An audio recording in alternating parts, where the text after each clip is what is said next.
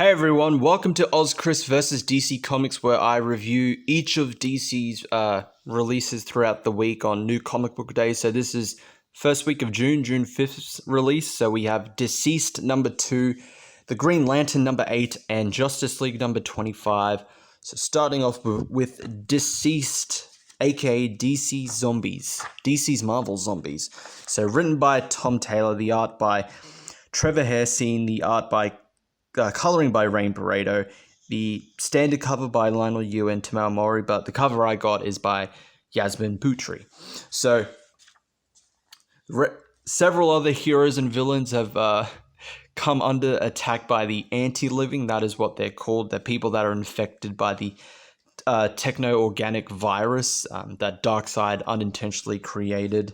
And one of the infected happens to be Green Lantern, who has to be taken down by Green Arrow and Black Canary, and his ring, having lost its ring wielder, scans for a replacement and makes Black Canary his replacement. Black Canary is now the new Green Lantern, at least in this universe, and they are found by Superman, who is gathering any survivors to deal with this threat, and there they are contacted by Batman, who reveals that they're called the anti-living, the deceased, and that also he's infected. He's trying to slow down the infection by wearing one of Mr. Freeze's suits, and he tells them what they have to do to deal with the anti-living. Kill them, pretty much. They need to kill the carriers to prevent the infection from spreading, and to knock down the internet to stop the spread of the infection digitally. So he gives them the methods of dealing with the infection both physically and digitally before he succumbs to the virus. So story 4 out of 5. I think it was another good issue. Straight to the point. Straight to the point. We see more of how the rest of the world, or rest of the heroes and villains are, how DCeased is affecting them as well. But overall, it was a good story. I really enjoyed it, and it also kind of gets rid of the whole. It kind of implied that like Batman was going to be there till the end, with DCeased, but spoilers, no, he's not. The one who plans for everything, turns out he didn't plan for this, and it doesn't look like he's going to be a survivor. So there's that. And the art and coloring, 4 out of 5. The art and coloring of this was really, really good. Really liked it. The cover, well, I got the variant. So I got the horror homage variant. So this is the homage to Friday the 13th. So for this variant cover, 4 out of 5. Good art, good coloring, very good homage. So on to the Green Lantern number 8. The Green Lantern, Green Arrow team reunited against a terrifying new menace on our street. Space junkies, yes. Green Lantern and Green Arrow team up to fight cosmic drug cartels. So written by Grant Morrison, art by Liam Sharp, coloring by Steve Olive, and the cover by Liam Sharp.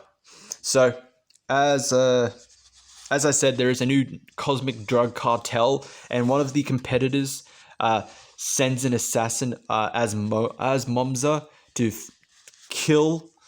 assassinate the head of this cartel, Glory Gold, who is operating on Earth, and he's distributing this new drug on Earth.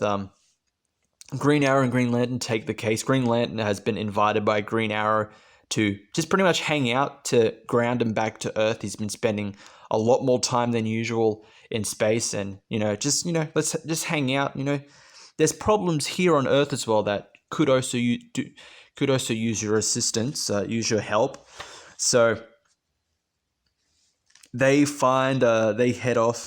They discover a giant Green Arrow, literal Green Arrow, not the person. Actually, scratch that. They do find a literal giant green arrow, Zine arrow from Dimension Zero. I'm going to assume This was a character that's been introduced before. So they discover Zine Arrow there, and they find Glory Gold, the one who's distributing this drug.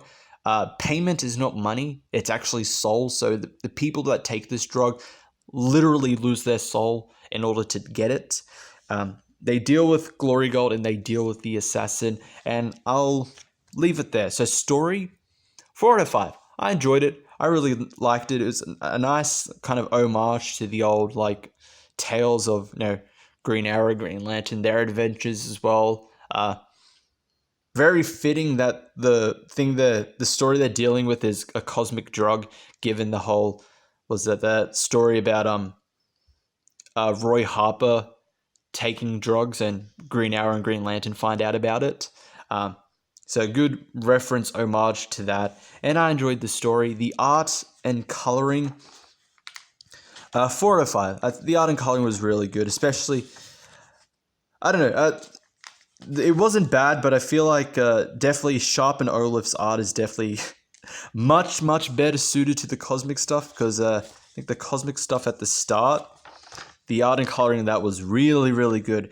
And I know there is a big contrast, maybe because, you're going to go with that art's particular style with the cosmic parts than you are on Earth. It's got to be a bit more grounded. So, but I think it was, I liked it either way. The cover by Sharp, I'm going to say 4 out of 5. I like the cover. A good homage to the Green Lantern, Green Arrow series.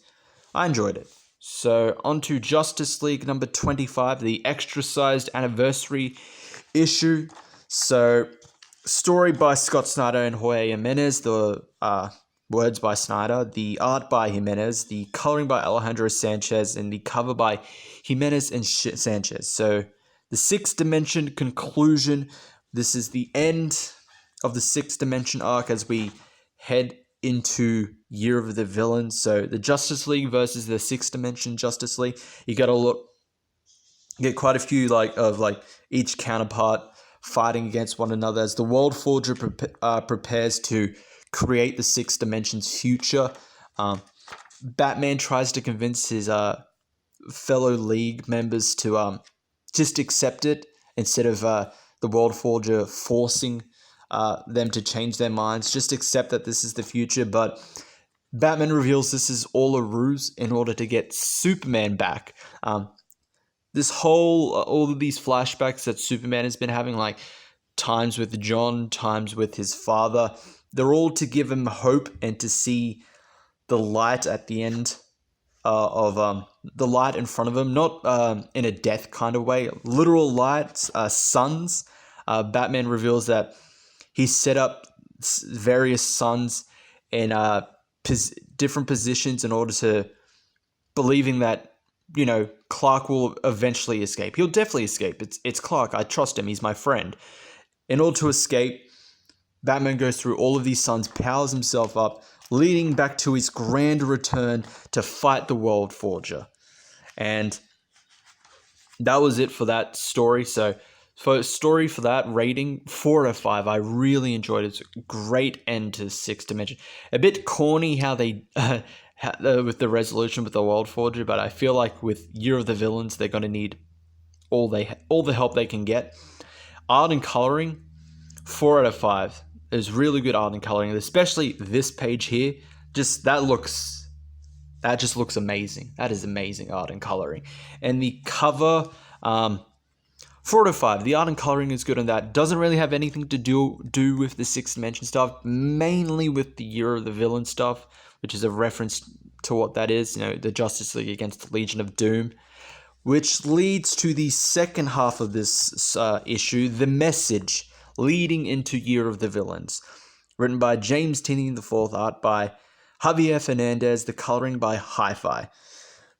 So with the Sixth Dimension arc over, they return to the Hall of Justice to find it empty, but they're greeted by Jaro, Mera, and Starman, who reveal that in their absence, Mr. Mxyzptlk went crazy and was dealt with the Legion of Doom and Batmite, who used this opportunity, Lex Luthor used this opportunity to reveal the truth about everything that's going on with the Source Wall, the Justice League's involvement.